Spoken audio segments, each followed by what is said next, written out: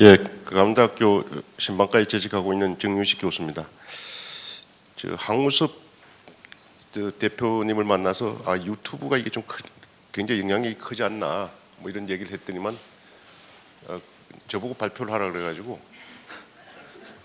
얼마나 끈질기게 부탁을 하시는지 한 서너 달 빼다가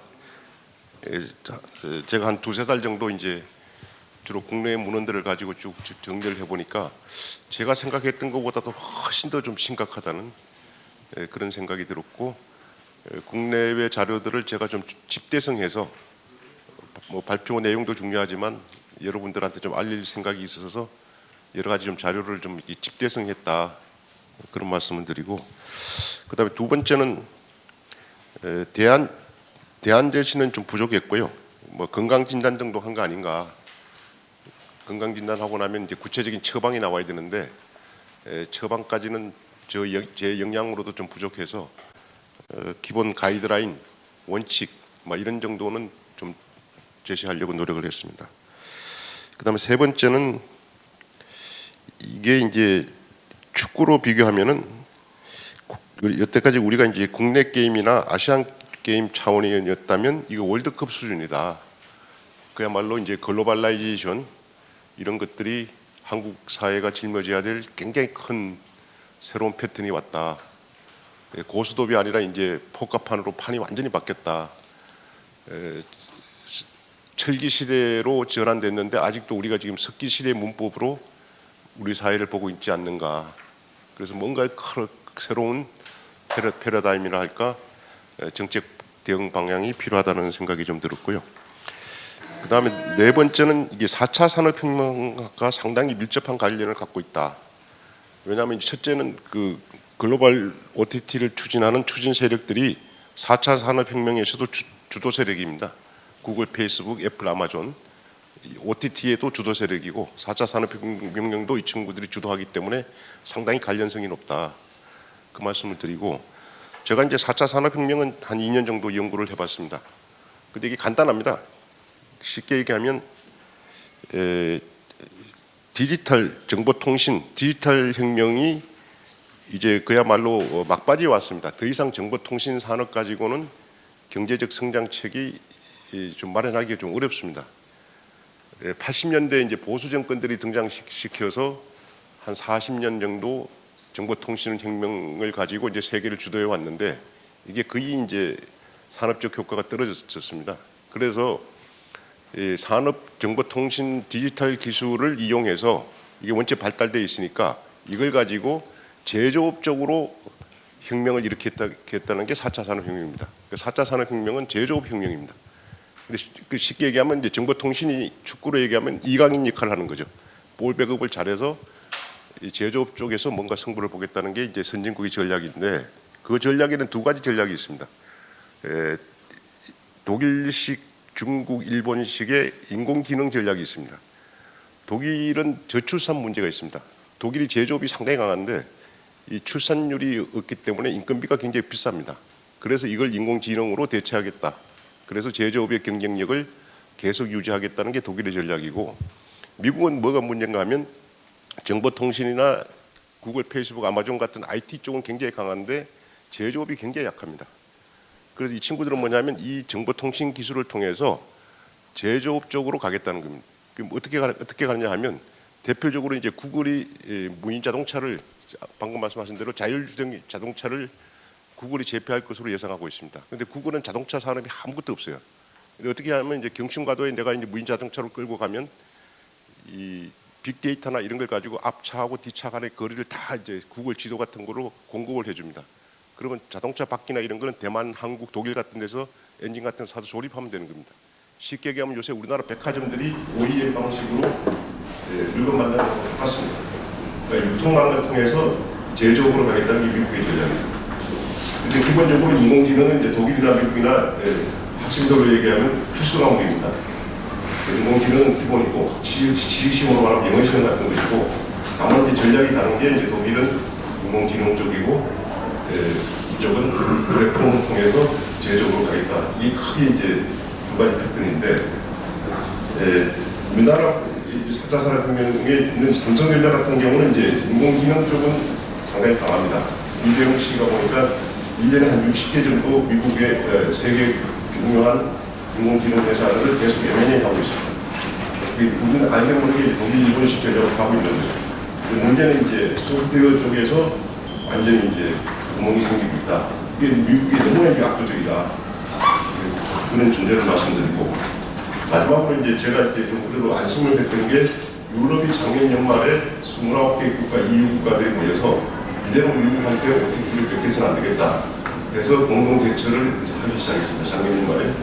그래서 그 서비스 지침이 나왔는데 이게 좀 우리한테는 상당히 좀 시사점이 많고 우리가 이대로 샀으면 좋겠다 하는 게 제 발표의 주제다.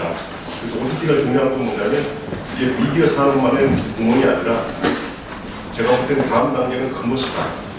홈쇼핑 같은 데 예를 들어올 테고 마지막 단계는 제조까지 들어온다.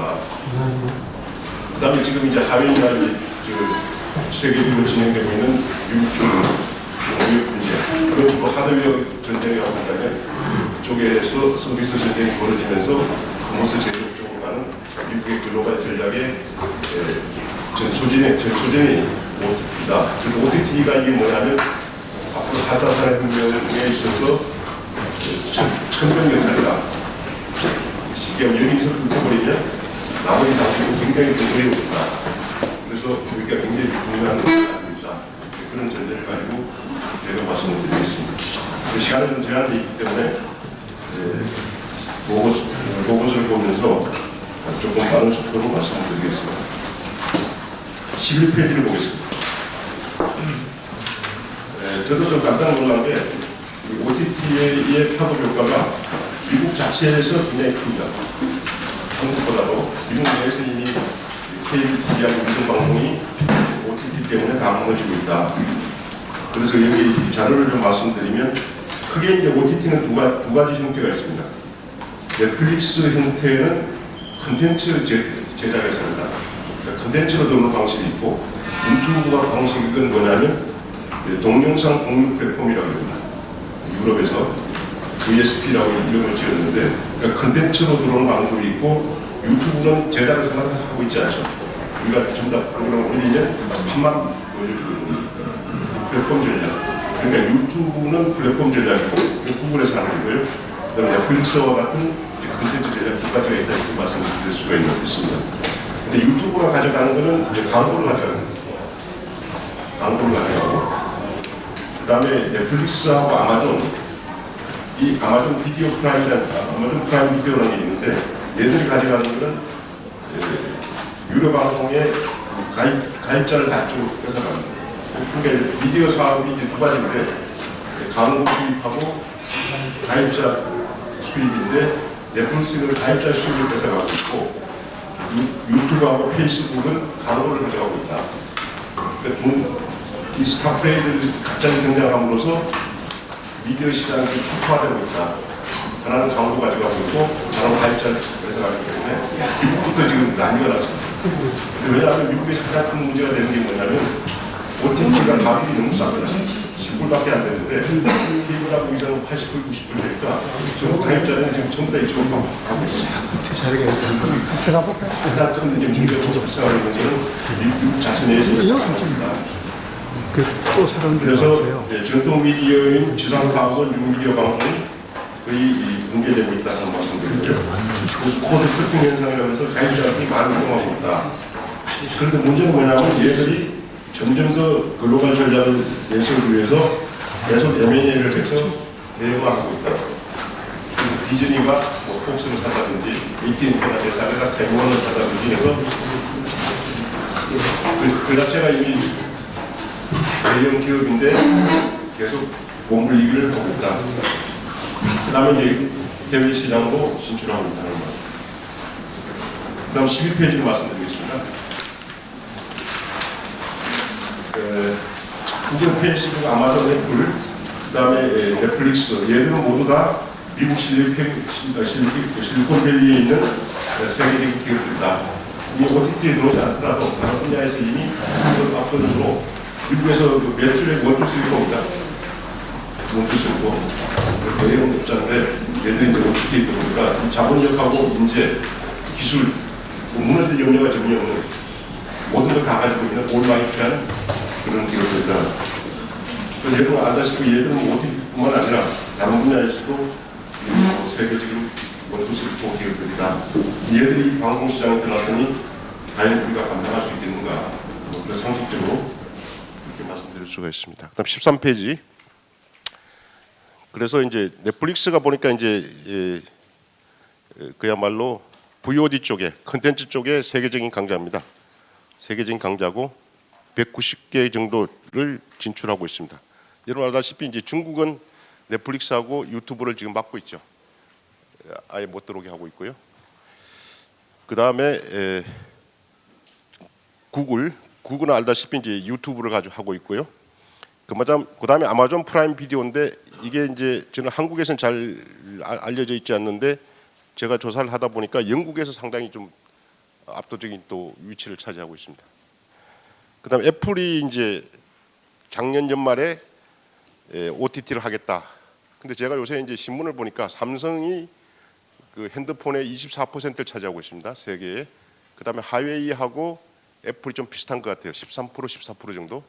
근데 애플이 이 삼성한테 이제 핸드폰이 안 되니까 이제 OTT까지 결합해서 한번 들어보겠다.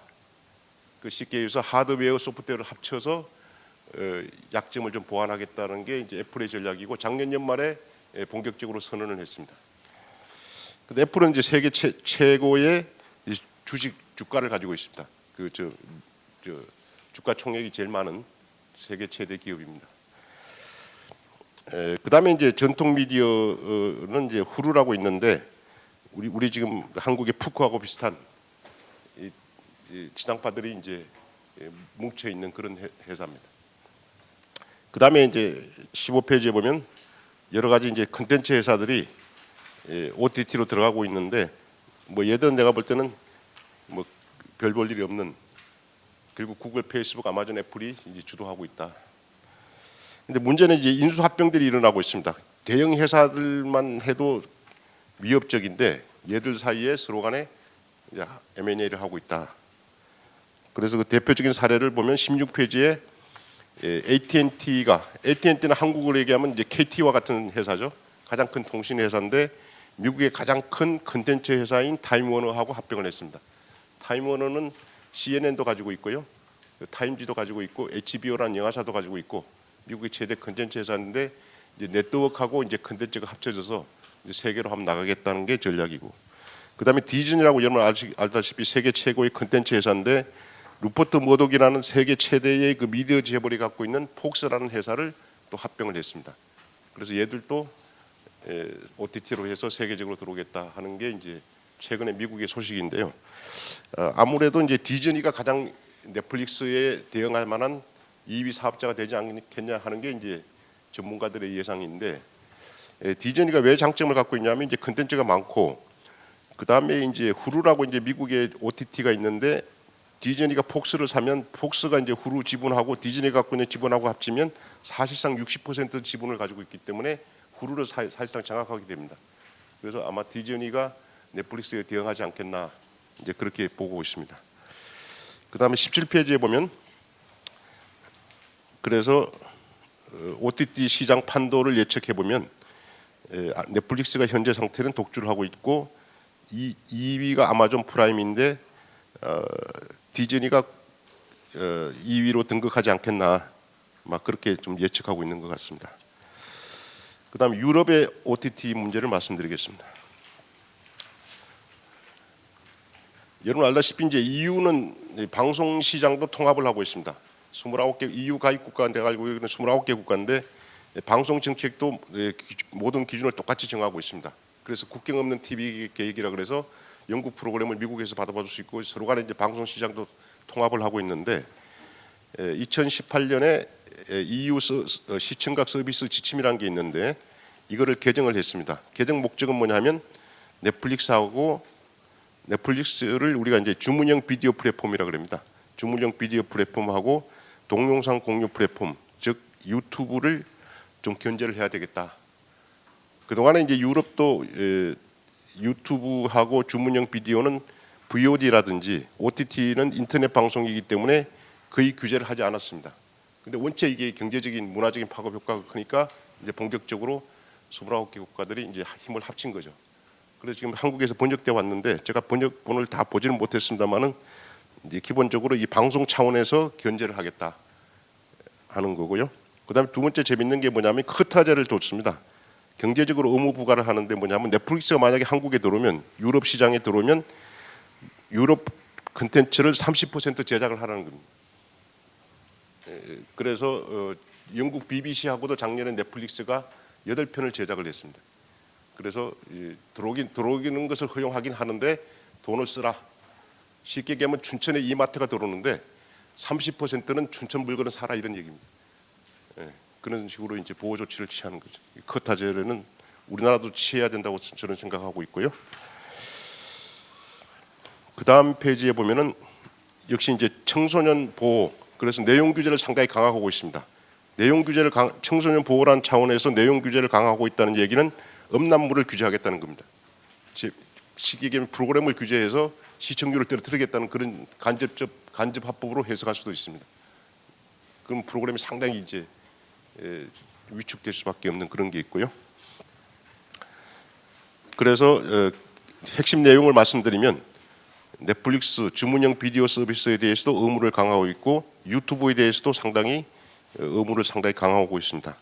쉽게 얘기하면 방송 차원으로 높여서 그래서 컨텐츠 수평적 규제라 그래서 그게 지상파든 유튜브든 넷플릭스든 간에 영향력이 있다면 상당한 규제를 하겠다는 거죠. VOD라든지 인터넷 방송이라는 이유 때문에 규제의 사각지대로 둬서는 안 되겠다. 뭐 돈도 다 가져가고 문화적으로 다 가져가는데 언제까지 면죄부를 줄 것이냐. 저는 뭐 100% 유럽이 제대로 판단하고 있다. 그 다음 페이지로 보겠습니다. 20페이지. 그래서 문화적 다양성 커타제를 통한 문화적 다양성을 주장하고 있고요. 그 다음에 이제 컨텐츠 투자. 쉽게 얘기하면 제작 재정 지원. 우리로 얘기하면 방송 발전 기금을 내라는 얘기죠. 그러니까 컨텐츠 30% 커타제도 하고 그 다음에 재정적 지원도 하고 뭐 이런 식으로 상당히 하고 있고요. 그 다음에 마지막으로 정책 공조를 하고 있습니다. 29개 국가들이 이제는 개별 국가로 해가지고는 미국을 방어할 수 없으니까 공동으로 이제 정책을 수립해 나가고 있다. 그런 말씀. 그게 이제 유럽이고요. 그 다음 페이지 21페이지로 보면 이건 이제 앞에서 제가 말씀드린 거는 이제 방송 차원에서의 견제고요. 그 다음에 이제 국가 차원에서 견제는 뭐냐면 구글한테 가진금을 때립니다. 쉽게 얘기하면 세금을 걷어들입니다.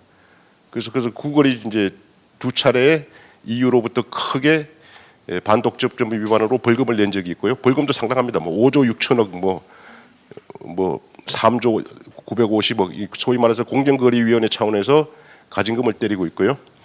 그 다음에 이제 독자적으로 EU가 디지털 세금을 거두려고 하고 있습니다. 지금 3% 정도.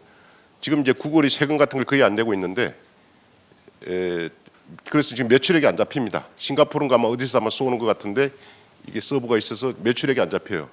그 세금을 거의 안 내고 있는데 이제 세금을 거둬들이겠다. 전체 매출액의 3%를 이제 세금으로 거둬들이겠다 하는 거고요.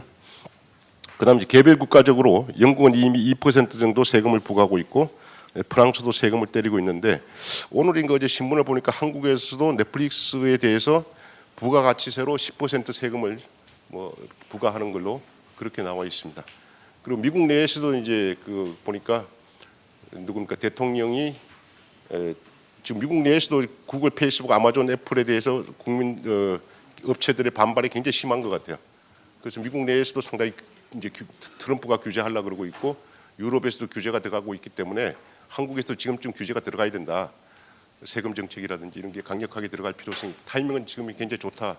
이제 저는 그런 생각을 하고 있습니다. 그 다음에 22페이지를 보면 유럽이 이제 저작권법을 또 적용시키고 있습니다. 그래서 구글 뉴스라는 게 있는데 유럽에서 구글 뉴스가 판매되고 있는데 그 뉴스를 링크할 때마다 전부 다 돈을 받겠다. 그래서 미국이 그렇게 하면 우리는 유럽에서 철수하겠다. 이렇게 해서 지금 유럽하고 미국 사이에 저작권을 놓고 상당히 갈등이 첨예하고 있다. 그리고 제가 이제 국가별로 이제 OTT 규제를 봤는데 다양하게 국가별로 상당히 규제를 하고 있습니다.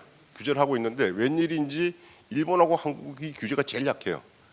그래서 저는 이게 상당히 좀 정치적인 민감도도 있지 않겠나 하는 뭐 그런 생각을 좀 해보는데 어쨌든 형식 논리적으로 거의 규제의 사각지대다. 그러다 보니까 이제 유튜브가 지금 엄청나게 지금 돈을 가져가고 있는, 지금 잘은 모르겠습니다만은 내가 알고 있기로는 구글이 가져가는 돈이 6조 5천억입니다. 우리나라에서. 그러면 유튜브가 얼마 가져가는지 모르겠어요. 그 크롬도 있고 뭐 여러 가지 있기 때문에 얼마 가져가는지 모르겠는데 내가 볼 때 3, 4조 광고 수익 가져가는 거 아니겠는가. 그러면 뭐 미디어 시장은 더 이상 회복 불가능한 게 아니냐. 지금 KBS 위기도 따지고 보면 유튜브에 있는 거고, 지금 아무리 지금 노력을 해도 이미 안 되는 겁니다. 광고를 이미 다 뺏어갔어요. 그다음 넷플릭스가 들어오면 뭐 어떤 문제가 있느냐. 케이블 위성이 또 이제 가입료가 다 그쪽으로 가는 겁니다. 그러면 이게 뭐 쉽게 얘기하면 한국의 하버드 대학 같은 게 5개가 들어온 겁니다. 그럼 국내 대학이 어떻게 살아나갈 수 있겠느냐. 우리가 알게 모르는 사이에 판이 이미 끝났다. 이게 어떻게 회복할 것이냐. 저는 도저히 내 생각으로는 이게 회복 불가능한 상태로 이미 우리가 생각지도 못했던 1년 사이에 이런 문제가 벌어졌다. 지금 사후 약방문입니다. 지금 사후 약방문인데 그렇다고 해서 뭐 저부터도 유튜브 보고 있는데 끊을 수도 없고, 오늘도 방송도 뭐 유튜브로 올린다 그러는데 밥 짓는 놈 따로 있고 먹는 놈 따로 있는 거 아닙니까? 컨텐츠는 우리가 다 제작해서 올리는 거예요. 그 돈은 거기서 그냥 판만 벌려놓고 시장에서 구전 뜯는 거죠. 우리가 이런 어리석은 짓을 하고 있는 거 아닌가.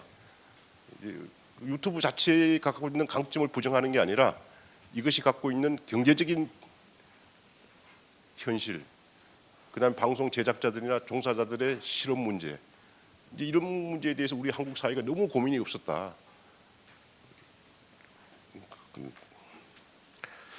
그다음에 유럽 사업자의 대응입니다. 근데 앞에 거는 이제 국가 정책적인 차원이고요. 그럼 사업자들은 어떻게 하느냐? 영국이 이제 지상파 연합을 했습니다. 브리트 박사라 그래서 BBC하고 영국에 있는 지상파들이 연합을 했고요. 방송사들이 이제 공동으로 투자합니다. 프로그램을 이제 대형 프로그램을 만들어야 되거든요. 지금 지난번에 이병헌이 나온 TVN하고 넷플릭스가 한 게 400억, 그러니까 뭐 몇백억 막 투자했잖아요. 지금 투자 방식 갖고는 안 된다. 그래서 방송사끼리 모여가지고 대형 프로그램으로 공동 제작을 하고 있다. 또 재밌는 건 넷플릭스하고도 이제 공동으로도 또 하고 있다. 그러니까 이게 굉장히 애매모호하죠. 방어도 하고 또 같이 넷플릭스하고 또 연대도 하는 아주 그 변칙적인 막 그런 형태를 취하고 있는데, 저는 이렇게 해야 된다.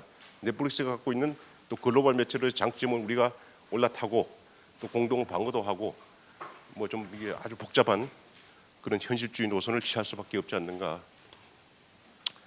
그다음에 24페이지 이제 결국은 이제 KBS 같은 공영 플랫폼을 강화할 수밖에 없다. 쉽게 얘기하면 이제 KBS와 같은 BBC가 이뻐서가 아니라, KBS가 이뻐서가 아니라 공영 플랫폼은 축구로 얘기하면 골키퍼 같은 것이다. 이거마저 무너지면 안 된다.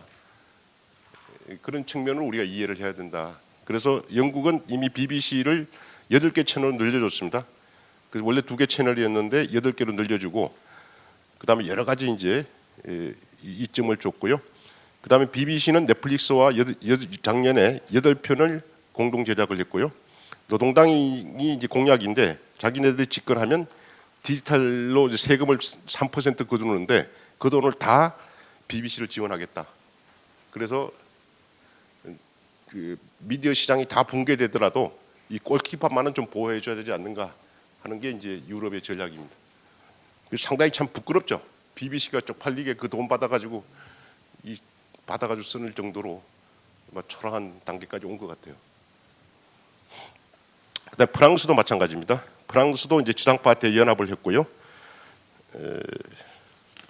그다음 페이지에 보면 25페이지에 프랑스도 공영방송을 다 합쳤습니다. 공영방송이 4개가 있었는데 그 4개를 하나로 합쳐가지고 이제 대형화되고 있다. 어쨌든 간에 대형화해야 됩니다. 자이언트로 만들고 저쪽에서 대포가 들어오는데 여기 할 갖고 쏠 수가 안 되는 거죠. 어쨌든 KBS도 대형화해야 되고 해야 된다. 그다음에 4차 산업혁명에 대해서 이미 영화 제작까지도 가상현실까지도 하고 있다. 그다음에 재밌는 건 유럽은 이제 국가 간에도 연합을 하고 있습니다. 프랑스하고 이탈리아하고 독일 공영방송이 연합하고 있다. 그래가지고 작년에 레오나르도 다빈치 일대기를 하고 있는데 이 모델로 따르면 한국, 일본 NHK하고 KBS하고 중국의 CCTV도 공동 제작으로 나가야 되겠다. 이제는 국가 단위의 차원을 넘어서서 우리나라 프로 축구팀처럼 중국 배우들도 스카우트하고 뭐 이런 식으로 가야 되는 거 아닌가. 그 민족주의 차원을 넘어서서 이제는 그야말로 글로벌 차원으로 가야 되겠다. 그래서 유럽의 정책을 요약하고 제 이 발표문의 핵심인데 정부 규제는 강력하게 강화한다. 그래서 이 사업자들이 들어올 때 커트제로 해서 돈도 뜯고 세금도 때리고 프로그램 컨텐츠 제작비도 투자하게 하고 허가 진입도 규제하고 해서 상당히 약을 올려야 된다. 그리고 사업자들은 상당히 풀어줘서 방어 전략도 하고 걔들하고 같이 제휴도 할 수 있는 그런 다양한 변칙 플레이를 허용해야 된다. 이게 유럽의 전략이고 이것을 우리가 벤치마킹 해야 된다. 그다음 세 번째가 골키퍼 전략으로서 공영 플랫폼은 상당히 강화를 해야 되지 않겠나 하는 생각입니다. 결론적으로 이제 그다음에 한국의 OTT 산업화 정책을 말씀드리겠습니다. 지상파 사업자 3번 사업자 동향 및 대응을 말씀드리면 지금 현재 올해 9월달에 푸커하고 SK텔레콤이 토종 OTT라 그래서 새로 하나 런칭을 하고 있는데 이건 상당히 바람직한 전략이다. 이거보다 더 거대한 연합은 불가능한가? 하여튼 이 저가의 동침이 이제는 와서 모여 함께 하나가 되자. 스크럼을 짤 시기인데 하다못해 네이버가 들어갈 수는 없는가? 삼성전자가 들어갈 수는 없는가? 이게 하나 가지고는 이제 안 된다. 그다음 통신사업자 동향을 말씀드리겠습니다. 그래서 지금 이제 LG U+가 넷플릭스와의 전략적 제휴를 했고요. 근데 이게 참 재밌는 게 뭐냐면 LG U+가 이제 넷플릭스하고 결합 서비스를 하니까 이동통신 쪽에서 가입자가 늘어나는 거죠. 지금 이동통신이 이제 결합 서비스로 가니까 그러다 보니까 SK텔레콤하고도 KT도 뭔가 파트너를 잡아야 되는 그런 현실이 돼 있기 때문에 통신 사업자의 경쟁이 넷플릭스와 같은 OTT를 자발적으로 불러올 수 있는 가능성이 굉장히 커지고 있다. 그래서 앞으로 애플하고 무슨 제휴를 할지 디즈니하고 제휴할지 그래야 통신 사업자가 사니까 우리 스스로가 이 외국 사업자를 불러들일 수 있는 가능성이 굉장히 높아지고 있다. 그 말씀을 드리고요. 그다음에 이제 OTT 관련 방송법 개정 방향을 말씀드리겠습니다. 근데 우리나라 지금 방송법이 몇 개 나오고 있는데 이게 법대 교수들도 그렇고 제가 볼 때는 참 좀 저는 문제가 되는 게 지금 현재 우리나라 현행법에 보면 부가와 가치 통신 사업자로 돼 있어서 OTT는 거의 규제를 하지 않고 있습니다. 다시 말씀드리면 유튜브도 그렇고 넷플릭스도 그렇고 이대로 두면은 외국 사업자라는 이유 때문에 인터넷 사업자라는 이유 때문에 VOD 사업자라는 이유 때문에 규제가 거의 없습니다. 넷플릭스도 신고 차원으로 들어오면 이건 말이 안 된다. 왜 방송을 규제하느냐? 신문은 규제하지 않고 방송을 규제하느냐? 그건 사회적 영향력 때문에 규제하는 거거든요. 그럼 넷플릭스하고 유튜브가 이렇게 영향력이 강한데 인터넷이라는 이유 때문에 신고만 하고 있다는 거는 이거는 정말 바보 같은 짓들을 하고 있다. 중국처럼 이게 막지는 못하더라도 중국을 아예 못 들어오게 하는 거거든요. 그런 정도는 아니더라도 사회적 영향력으로 봐서 그래서 앞으로의 방송 규제의 핵심은 문화적, 경제적 영향력으로 보고 이게 지상법보다 더 세다고 한다면 심사를 해야 되는 거죠. 그리고 미국이란 나라가 참 이게 보면은 세계에서 규제가 제일 셉니다. 외국 사업자도 거의 못 들어요. 뭐냐면 25%밖에 못 들어옵니다. 근데 우리나라는 지금 케이블 비전까지 45%까지 외국 자본이 들어오게 하는데 미국은 어떻게 하냐면 외국 사업자가 들어올 때는 공익성 심사라 그래서 국가안보 차원에서 심사를 다 합니다. 지금 하웨이 막는 게 국가안보거든요. 그러니까 마음에 안 드는 국가안보를 막을 수가 있는 거예요. 근데 우리나라도 그렇게 하면 되는데 왜 아까 안 막는지 모르겠어요. 그래서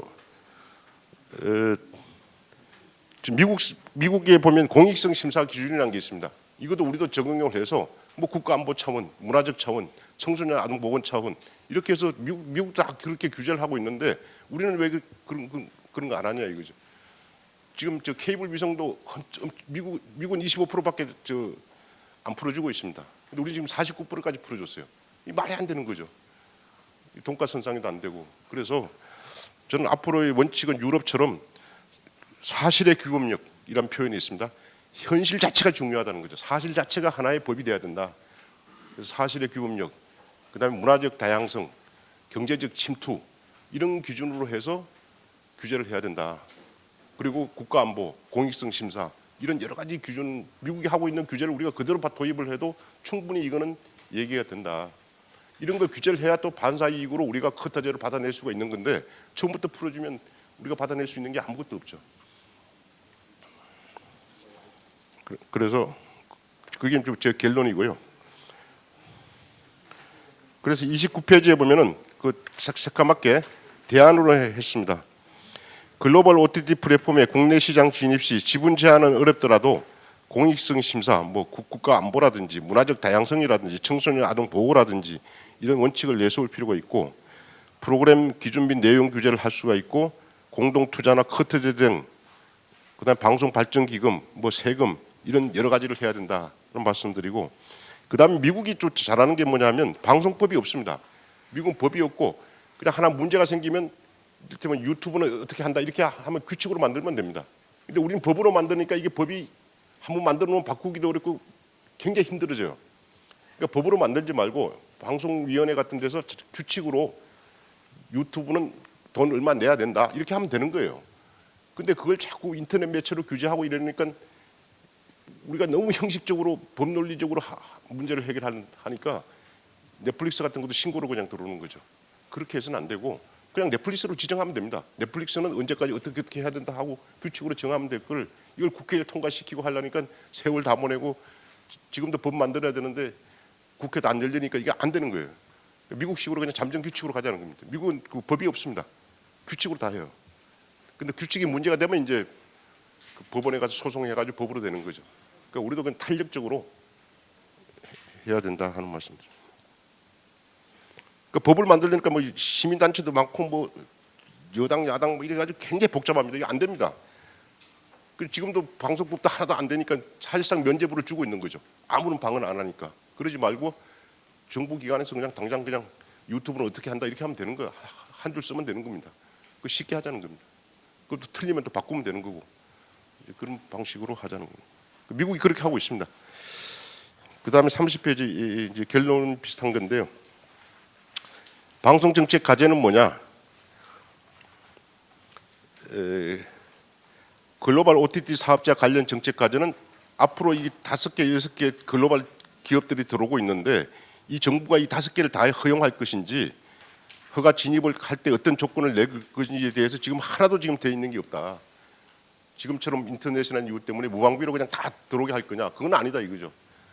그래서 뭐 2개밖에 못 들어오게 한다든지 뭐 그렇게 아니 국내 사업자들은 방송 사업 허가하려면 그렇게 힘든데 외국 사람들은 왜 이렇게 쉽게 들어오냐 이거예요. 막아야 되는 거지. 들어오려면 돈 무지하게 내게 들어오고 그렇지 않습니까? 춘천에 이마트가 들어올 때 그냥 들어오면 안 되죠. 세금 내고 강원대학 학생들 30% 뽑아주고 다 그 미국 그렇게 하는 겁니다. 그 강자가 들어올 때는 약자하고의 타협이 돼야 되는 겁니다. 미국은 그렇게 합니다. 예를 들면 M&A를 하면 작은 예를 들면 춘천에 이마트가 들어오면 50%는 춘천의 그 지방에 있는 상권들을 50% 보장을 해주는 겁니다. 그렇게 해서 M&A 하는 거지. 들어오면 그냥 다 죽는데 그걸 그냥 내버려 둔다는 거는 상식적인 차원에서도 말이 안 되는 거예요. 그래서 이런 원칙을 내세워야 된다. 그다음에 망 사용료도 정상화시켜야 된다. 지금 거의 공짜로 들어오고 있는데 이런 문제가 있고, 그다음에 이제 이렇게 되면 앞으로 KBS PD나 이런 사람들이 다 지금 이 OTT 사업자 쪽으로 이동할 텐데 인력 유출 문제나 이런 것도 어떻게 할 건지 지금 실질적인 문제가 하나도 검토되고 있지 않다. 그다음에 통신 사업자들의 문제도 그렇고요. OTT하고 결합 서비스를 해서 이동통신 쪽에 경쟁이 벌어지고 있는데 이것도 계속 방관해야 되는지, 그다음에 KBS의 문제는 또 어떻게 해야 될 것인지. 지금 뭐 KBS는 뭐 제가 볼 때는 이 돈이 너무 지금 줄어들고 있고 시청률이 줄어들고 있고, 누가 사장 갖다 놔도 이거 참 막을 수가 없는 지금 그런 이게 상태로 빠졌는데 이거 어떻게 해결해야 되는지. 기본적으로 방송 전체가 우리나라 방송이 세계에서 최저가의 시장입니다. KBS 수신료도 세계에서 제일 싸고 나이지리아 수준이고 유료 방송도 세계에서 제일 쌉니다. 그래서 한국의 IT가 발전한 겁니다. 이게 지금 우리 발목을 잡고 있는 겁니다. 요금 올려야 됩니다. 요금 올리는데 이게 지금 현 상태에서 국민들이 동의해 주겠습니까?